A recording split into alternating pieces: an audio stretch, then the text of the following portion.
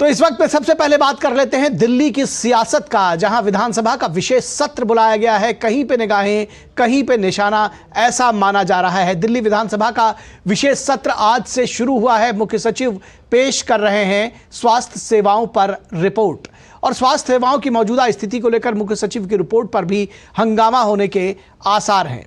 तो दिल्ली विधानसभा का आज विशेष सत्र शुरू हुआ है। मुख्य सचिव पेश करेंगे स्वास्थ्य सेवाओं पर रिपोर्ट। दरअसल इसमें जो हंगामा हुआ है उसकी वजह से विधानसभा को स्थगित भी करना पड़ा है। तो स्वास्थ्य सेवाओं की मौजूदा स्थिति को लेकर मुख्य सचिव की रिपोर्ट पर भी हंगामा होने के जो आसार की बात कही जा रही है, दरअसल वो हंगामा बार बार हो रहा है। इससे पहले पानी की आपूर्ति और सीवरेज सिस्टम को लेकर भी सदन में बवाल हुआ था। तो जो पहले के अनुभव हैं वो एक बार फिर से दोहराए जा रहे हैं। दरअसल कल अरविंद केजरीवाल ने मोहल्ला क्लिनिक में फ्री दवाई और जांच का आदेश दिया था।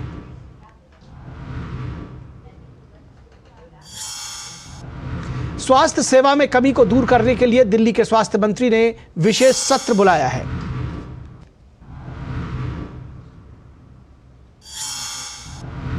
इससे पहले इसमें पहली बार अरविंद केजरीवाल नहीं होंगे, जो अक्सर विशेष सत्र बुलाया करते थे। सवाल है कि स्वास्थ्य सेवाओं में सुधार के लिए विधानसभा की अनुमति के बिना काम नहीं होगा क्या? यानी कि विधानसभा का सत्र बुलाने की जरूरत क्या थी? बीजेपी का आरोप है दिल्ली में चरमरा गई है स्वास्थ्य सेवाएं। विशेष सत्र इसकी तस्दीक करता है। वहीं बीजेपी का कहना है कि विशेष सत्र आखिर बुलाना क्यों पड़ा, और वो बार बार कह रहे हैं कि स्वास्थ्य सेवाएं चरमराई हुई हैं। अरविंद केजरीवाल की पत्नी के मुताबिक उनके पति कोर्ट में बड़ा खुलासा करेंगे। उनका कहना है कि 28 तारीख को जब वो पेश होंगे कोर्ट में, तब वो बड़ा खुलासा करेंगे। अरविंद केजरीवाल 28 मार्च को शराब घोटाले से जुड़े पैसे का खुलासा कोर्ट के सामने करेंगे।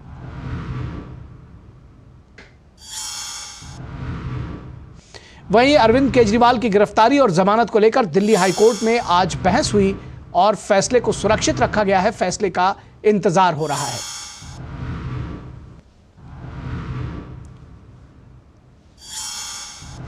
तो इस पर क्या कुछ कह रही हैं दिल्ली के मुख्यमंत्री अरविंद केजरीवाल की पत्नी सुनीता केजरीवाल, आइए उनको सुनते हैं।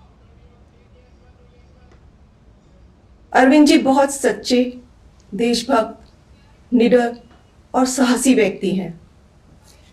उनकी लंबी आयु, सेहत और सफलता की कामना करना। उन्होंने कहा है, मेरा शरीर जेल में है लेकिन आत्मा आप सबके बीच है। आंखें बंद करो, मुझे अपने आसपास महसूस करोगे। और दिल्ली बीजेपी के अध्यक्ष वीरेंद्र सचदेवा ने कहा है कि संविधान में विश्वास नहीं करते अरविंद केजरीवाल और उन्हें कानून पर सवाल उठाने का कोई अधिकार नहीं है।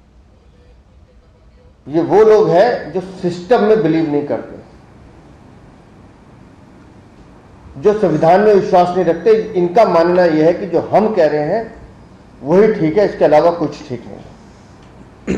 2022 से चलता चलता घोटाला 2024 तक आ गया। आपको बार बार मौके दिए गए, आप बार बार न्यायालय गए, उसके बाद भी अगर आपके मंत्रियों की जमानत नहीं होती, आपके सांसद की जमानत नहीं होती, आपका मुख्यमंत्री हिरासत में है, तो आपको उस कानून के ऊपर उंगली उठाने का कोई सवाल पैदा करना नहीं चाहिए।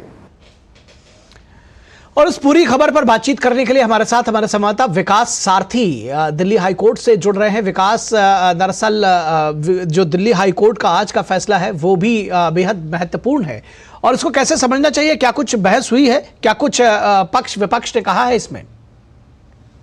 जी निखिल, इसमें सबसे बात महत्वपूर्ण यह है कि दो बातें कही गई अरविंद केजरीवाल के वकील की तरफ से। पहली, वो एक फौरी राहत चाहते हैं, उनको तुरंत इस ईडी की हिरासत से रिहा किया जाए। दूसरा, वो इस पर लंबी बहस चाहते हैं कि उनके खिलाफ ये आखिर ये मामला बना ही क्यों है। वो उसको अलग चुनौती दे रहे हैं, लेकिन अपने जो ईडी कस्टडी है और अरेस्ट को वो सीधे सीधे इलीगल बता करके एक इमीडिएट रिलीफ चाहते हैं। हालांकि उनकी इस नई याचिका पर ईडी ने यह कहा कि ईडी को जवाब देने के लिए वक्त चाहिए। इस तरह एक दिन में ही बहस करके और आदेश की मांग करना ये बिल्कुल मुनासिब नहीं है, क्योंकि अरविंद केजरीवाल के जो वकील हैं उनका ये कहना था कि ईडी के पास नया कहने के लिए कुछ नहीं है, तो आखिर वो समय क्यों मांग रहे हैं।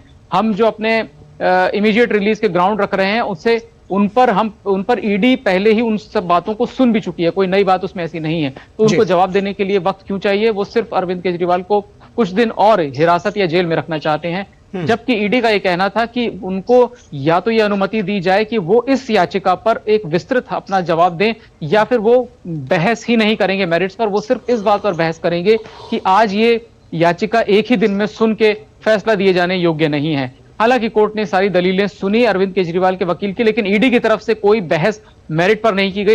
ईडी ने सीधे कहा कि हमारी बहस सिर्फ इस बात पर है कि ये मामला, ये याचिका एक दिन में सुनवाई करके डिस्पोज ऑफ करने लायक नहीं है। तो निखिल, आप समझ सकते हैं कि आदेश जब आएगा, आदेश ये कहा गया है कि वेबसाइट पर 4 बजे के बाद किसी भी समय पब्लिश कर दिया जाएगा।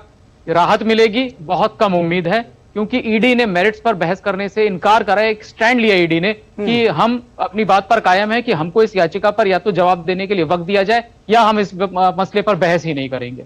जी, यानी कि कोर्ट में जो एक तरह से कहा जाए कि गिमिक्स है, वो शायद ये एक पॉलिसी रही होगी, यानी कि एक नीति के तहत ईडी ने इसका चुनाव किया कि वो मेरिट पर बहस नहीं करेंगे या तो एक लंबा वक्त दिया जाए। बहुत शुक्रिया इस तमाम बातचीत और जानकारी के लिए। इस फैसले का इंतजार सभी को होगा। विकास।